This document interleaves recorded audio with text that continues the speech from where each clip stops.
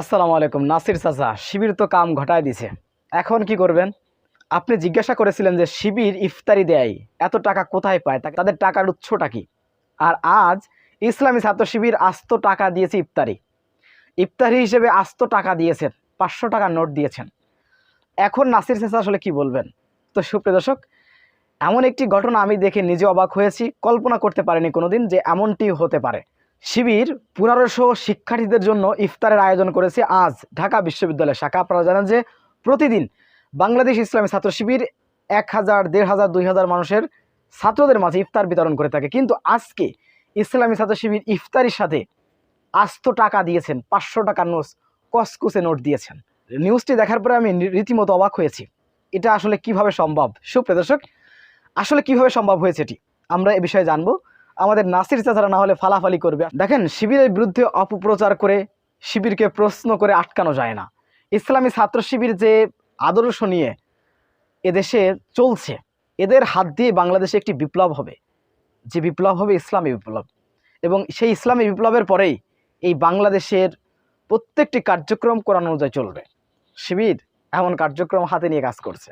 সুপ্রিয় দর্শক, ইসলামী ছাত্র শিবির আজকে ঢাকা বিশ্ববিদ্যালয়ে যে চমকটি দেখিয়েছে, ইফতারির সাথে 500 টাকা দিয়েছেন, এই টাকার আসলে উৎসটা কি এটি আমরা আজকে জানবো।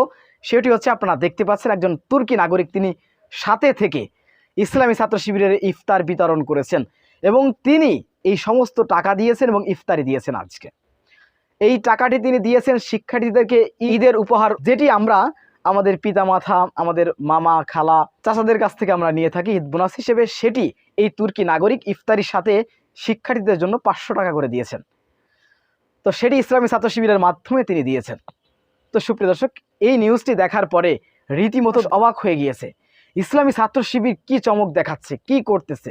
ইতিমধ্যে পৃথিবীবাসী এমন কার্যক্রম মনে হয় কোনোদিন দেখেনি, যে ইফতারির সাথে 500 টাকা ঈদ বোনাস পর্যন্ত তারা দিচ্ছে।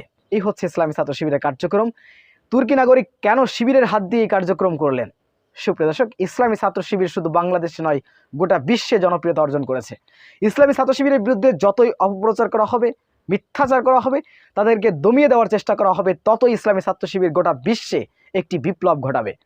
আপনি কি মনে করেন, একজন তুর্কি নাগরিক তিনি এত টাকা ইসলামী ছাত্র শিবিরের মাধ্যমে তিনি শিক্ষার্থীদেরকে দিলেন, এমনি এমনি দিয়েছেন? ইসলামী ছাত্র শিবিরকে কতটা ভালোবাসলে এমন কাজটি করতে পারে?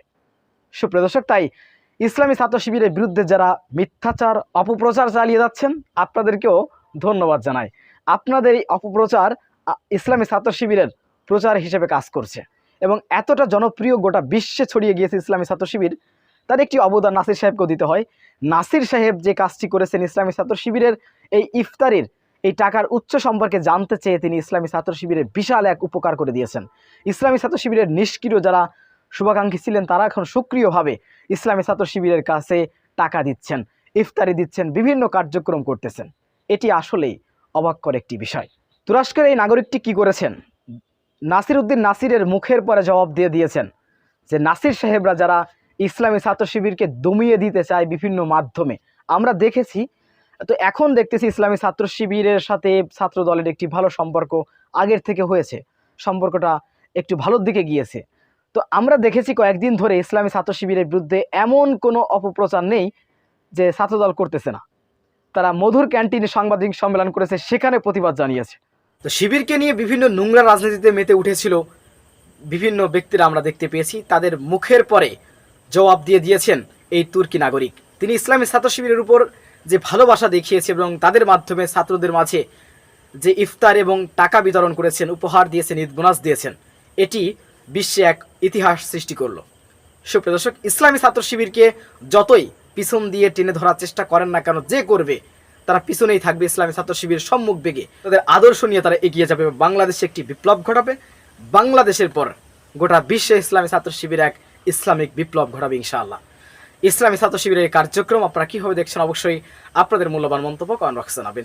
সবসময় সত্য নিয়ে তথ্য পেতে স্বাধীন বাংলা টিভি ইউটিউব চ্যানেলটি সাবস্ক্রাইব করে আমাদের সাথে থাকুন। আসসালামু আলাইকুম রহমতুল্লাহি ওয়া বারাকাতুহু।